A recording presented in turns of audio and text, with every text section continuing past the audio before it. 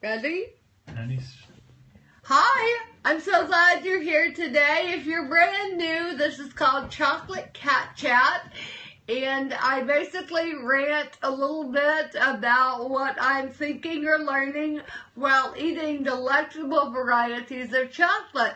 Now today, my sweet sister gave me a spread of fabulous chocolates for my birthday, so I'm eating them. This variety is lemon meringue, yum, lemon meringue chocolate, and strangely the lemon meringue pudding bar it's called, in the dark chocolate is remarkably delicious, and well, definitely track down that bar. You may have to import it, but it's worth it. Anyway, I'm so glad you're here. And as I've said before, I don't actually eat the chocolate anymore while doing this because it doesn't work too well with the messed up system, which you may know something about. You may not. I had a terrible stroke almost 8 years ago. And a lot of stuff doesn't work on my body. My hand doesn't even work too well, and my face is paralyzed, and I've got a number of issues, but it doesn't keep me from talking to you. And that's actually what I want to talk to you about today, in fact.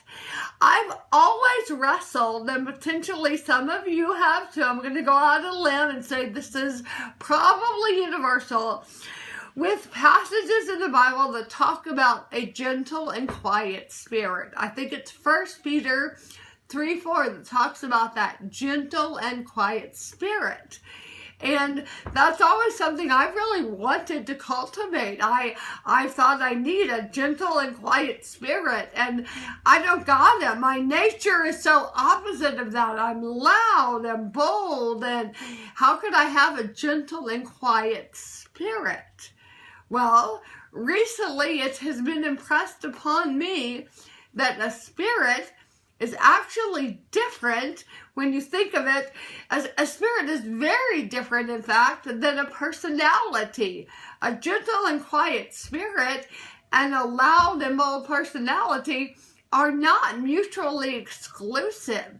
You can have a deep anchoring, you know, I love the word anchors, a deep anchoring that is gentle, quiet, peaceful, full of a deep stillness that transcends storms in life. And the way you express yourself to the world can be quite bold and loud, and that's the way God made you to be.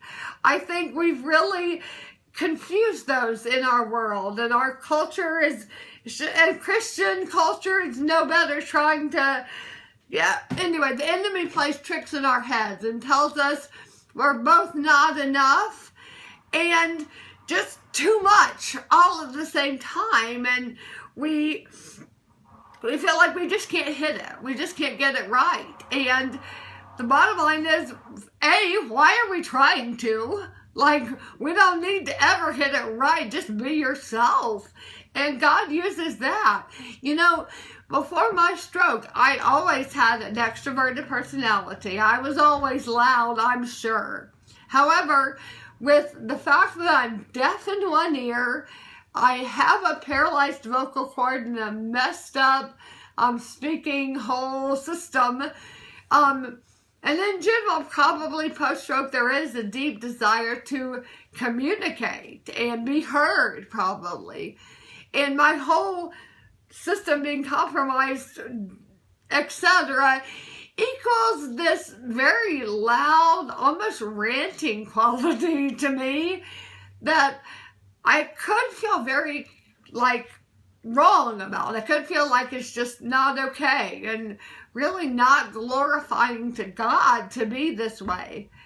And yet, I think I've come to a place where I can say, no, it actually is from God. That this unique, loud, strange, robotic sound that comes out is authentic. And there's beauty in that. And I can't be muffled. And that's a beautiful thing. I don't even know if that's a word, actually. Muffled, maybe. Sounds like it is. A muzzle. I know there's muzzle, but I can't be muzzled. Maybe that's it. I don't know. Whatever. I love that thought and I hope it resonates with you, that God gave you something very specific. Your personality, the traits that define who you are unique and should be valued. Now, I'm not saying we should not learn from the great wisdom of the many women who came before us, for instance, or generally just desire to make ourselves more like Christ on earth. But listen, was Jesus a mute? No.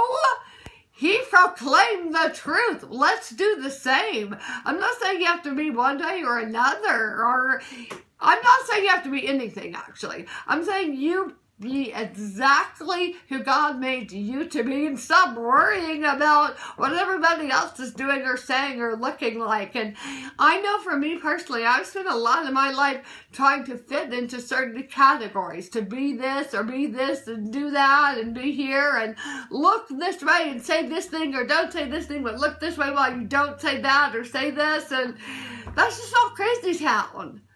Just be who God distinctly made you to be, with your wiring and your gifts.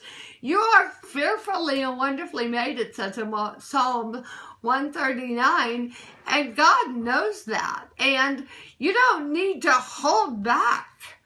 Be yourself, and God will meet you there. I think originally in the Greek, the word quiet in that 1 Peter passage means a deep inner stillness, an inner stillness. So inside, if there's a deep peace and stillness, that is what that passage is talking about, not what's coming out of your mouth, which on another day, I'll rant about how we need to do this more in general. But I gotta work on that one some more, so that's next time. Anyway, thank you so much for tuning in today. Jay, is there anything I need to speak to, or no? No, we got some people just saying giving hey. some encouragement, saying hey from Michigan, having pre-ordered your book. Oh, just, thank you so much. Resonating with what you're saying. Hi from Mexico. Hey from everywhere. Hola. I want you to know how touched I am that you're pre-ordering my book. I love that. What a blessing. Thank you so much. It's going to be a really cool resource to share with people, and we're just super excited for what the Lord is doing in that.